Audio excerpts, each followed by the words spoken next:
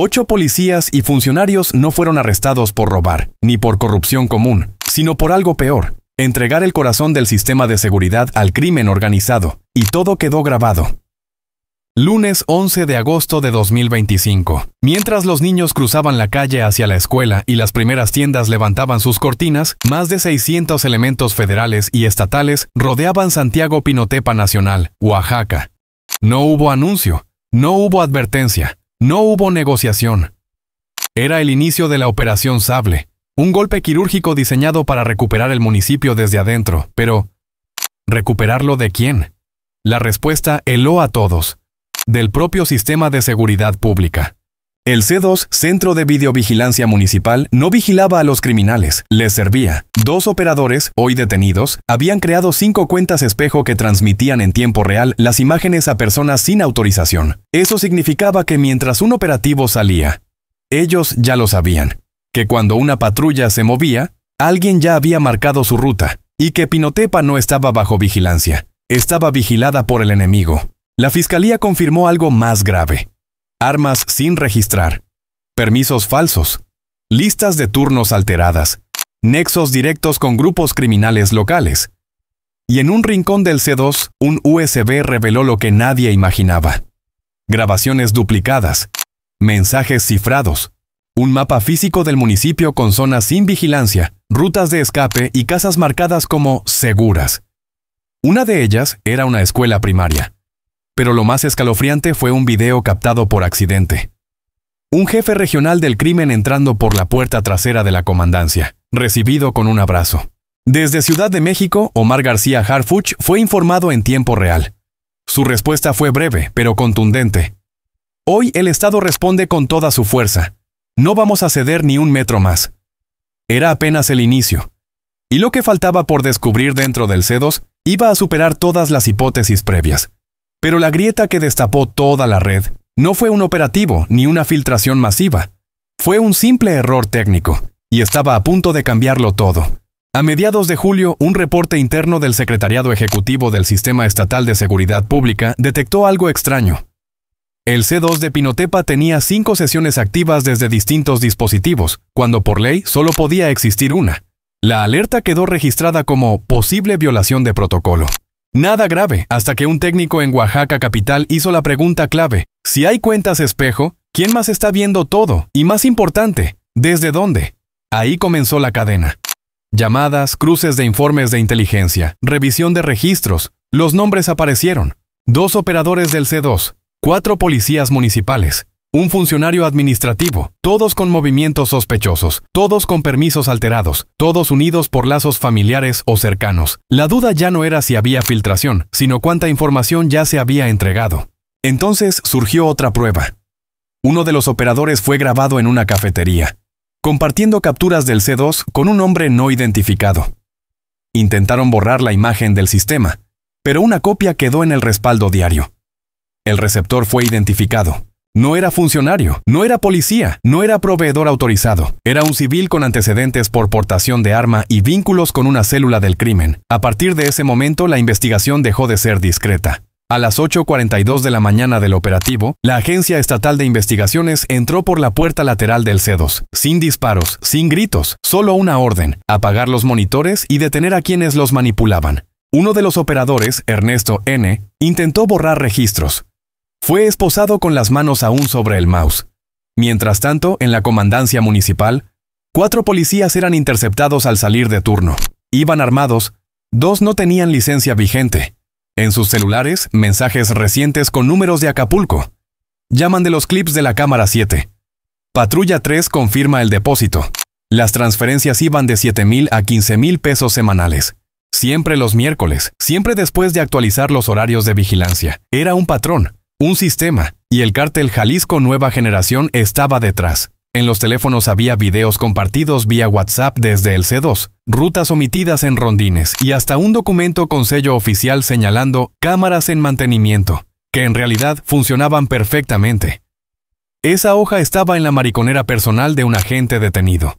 Pero lo que heló a todos no fueron los documentos, fueron las imágenes que el narco recibía en tiempo real, con comentarios que parecían una orden de ejecución. En uno de los archivos de Telegram recuperados por peritos, aparecía algo que dejó sin aire a los investigadores. Videos en tiempo real de patrullas, anotaciones sobre los movimientos de la policía estatal y frases como: «Hoy toca limpiar esta cuadra. 0 patrullas hasta las 23:00». Las imágenes fueron rastreadas, todas enviadas a un número con clave 744, Acapulco, territorio del CJNG. No era una suposición, era una red operativa. En el sitio, uno de los detenidos soltó la frase que rompió cualquier duda: «Nos pagaban por mirar hacia otro lado, y cuando no bastaba, también nos decían a quién mover». Mover no era trasladar, mover era desaparecer. El historial de llamadas del segundo operador del C2 abriría una línea más oscura. La red no solo filtraba vigilancia, marcaba objetivos. En la colonia Emiliano Zapata, Sandra, madre soltera, escuchó el operativo desde su ventana. Su hijo aún cree que los policías son buenos. «No quiero que escuche lo que dicen en la calle», murmuró. Para ella, el miedo ya no venía del narco, sino del uniforme. Entre los detenidos, Luis N., policía con 15 años de servicio, querido en su comunidad, aparecía en 3 conversaciones con enlaces del CJNG. En los chats: «Por esa calle no pasa nadie, tienen media hora». Su rostro al ser arrestado no mostraba miedo, solo resignación. Otro operador, Jesús N., ingeniero en sistemas de 29 años, graduado de la Universidad Tecnológica local, era conocido por reparar celulares a los vecinos. En su mochila, una libreta con claves escritas a mano: C7 libre 028800. No patrulla F4 hasta jueves. Verificar pagos antes de pasar video. Ese día no hubo balaceras, no hubo persecuciones, pero cada captura dolía como una bala. Los traidores tenían rostros familiares. Una agente de la AEI lo dijo en voz baja: «Este pueblo tiene miedo, pero también vergüenza». Por primera vez, la amenaza no venía de fuera, vivía adentro. Cliffhanger. Y lo que estaba por descubrirse demostraría que esos 8 detenidos eran solo la punta visible de una red mucho más grande y perfecta. A mediados de julio, un reporte interno del Secretariado Ejecutivo del Sistema Estatal de Seguridad Pública detectó algo extraño. El C2 de Pinotepa tenía 5 sesiones activas desde distintos dispositivos, cuando por ley solo podía existir una. La alerta quedó registrada como posible violación de protocolo. Nada grave, hasta que un técnico en Oaxaca capital hizo la pregunta clave: ¿si hay cuentas espejo? ¿Quién más está viendo todo? Y más importante, ¿desde dónde? Ahí comenzó la cadena. Llamadas, cruces de informes de inteligencia, revisión de registros. Los nombres aparecieron: 2 operadores del C2, 4 policías municipales, un funcionario administrativo. Todos con movimientos sospechosos, todos con permisos alterados, todos unidos por lazos familiares o cercanos. La duda ya no era si había filtración, sino cuánta información ya se había entregado. Entonces surgió otra prueba. Uno de los operadores fue grabado en una cafetería, compartiendo capturas del C2 con un hombre no identificado. Intentaron borrar la imagen del sistema, pero una copia quedó en el respaldo diario. El receptor fue identificado. No era funcionario, no era policía, no era proveedor autorizado. Era un civil con antecedentes por portación de arma y vínculos con una célula del crimen. A partir de ese momento, la investigación dejó de ser discreta. A las 8:42 de la mañana del operativo, la Agencia Estatal de Investigaciones entró por la puerta lateral del C2, sin disparos, sin gritos. Solo una orden: apagar los monitores y detener a quienes los manipulaban. Uno de los operadores, Ernesto N., intentó borrar registros. Fue esposado con las manos aún sobre el mouse. Mientras tanto, en la comandancia municipal, 4 policías eran interceptados al salir de turno. Iban armados. 2 no tenían licencia vigente. En sus celulares, mensajes recientes con números de Acapulco. Llaman de los clips de la cámara 7. Patrulla 3 confirma el depósito. Las transferencias iban de 7,000 a 15,000 pesos semanales, siempre los miércoles, siempre después de actualizar los horarios de vigilancia. Era un patrón, un sistema, y el cártel Jalisco Nueva Generación estaba detrás. En los teléfonos había videos compartidos vía WhatsApp desde el C2, rutas omitidas en rondines, y hasta un documento con sello oficial señalando cámaras en mantenimiento, que en realidad funcionaban perfectamente. Esa hoja estaba en la mariconera personal de un agente detenido. Pero lo que heló a todos no fueron los documentos, fueron las imágenes que el narco recibía en tiempo real, con comentarios que parecían una orden de ejecución. El operativo en Pinotepa había sido un éxito táctico, 8 detenidos, 3 rutas criminales bloqueadas y el C2 bajo control estatal. Pero en las calles no se respiraba victoria. Las patrullas estatales recorrían la ciudad como si vigilaran una herida abierta. En los rostros de los vecinos había temor. Y algo más, desconfianza. Esa noche, los grupos de WhatsApp vecinales se llenaron de audios. Apaguen las luces. No salgan después de las 9. Dicen que los otros ya saben quiénes hablaron. El miedo no se había ido con el operativo. Había mutado. Porque, aunque los principales operadores estaban bajo custodia, la red no estaba desactivada. Aún quedaban nombres en la lista. Aún había policías en activo. Aún no todos los puntos seguros del mapa mural habían sido intervenidos.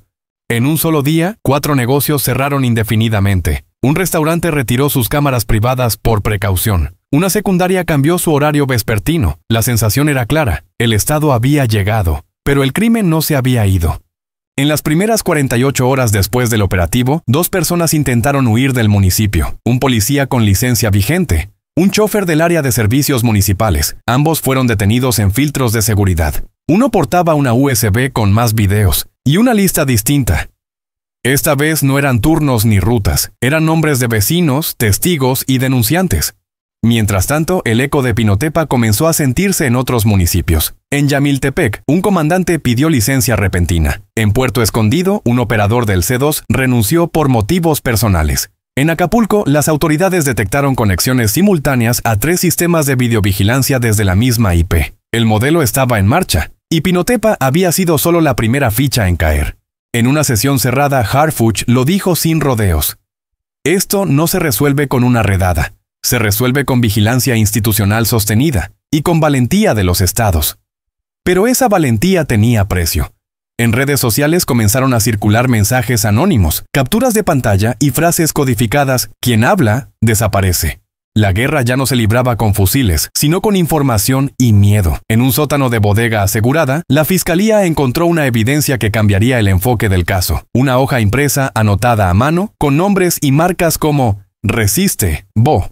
Aplicar presión, desaparecer. Ese lenguaje ya no era policial, era táctico, era criminal. En la conferencia matutina, la titular de la SSPC fue contundente. En Pinotepa operaba una red delictiva desde dentro del sistema. Ya fue desactivada, no será tolerada en ningún otro municipio. Pero en redes, la narrativa era otra. Pinotepa traicionada. Videos del operativo, fotos de los detenidos, exigencias de castigo, y la pregunta que nadie del gobierno respondía: ¿cuántos municipios más están infiltrados?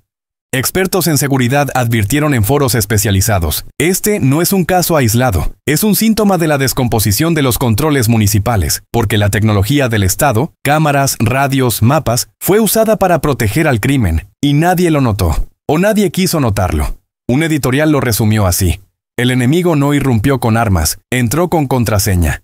En los pasillos del poder circulaba una pregunta incómoda: ¿quién los puso ahí? Esos policías fueron contratados, esos funcionarios promovidos, esas cuentas creadas con acceso autorizado. Una filtración interna reveló que uno de los implicados había sido recomendado por un diputado local, nombre reservado, pero ya en el radar de la FGR. En la bodega de evidencias, un técnico revisaba los discos duros asegurados. En uno de los archivos, sin fecha ni nombre, se veía una calle vacía de Pinotepa. Un auto sin placas se detenía. Una patrulla llegaba y no hacía nada. Solo esperaba. El video duraba 17 minutos, sin audio, pero decía más que cualquier declaración oficial. ¿Cuántas veces pasó esto, sin que nadie lo supiera? El último celular incautado tenía un chat que no aparecía en ninguna otra carpeta, y en él un mensaje enviado desde Guerrero: listo para etapa 2, indica L5.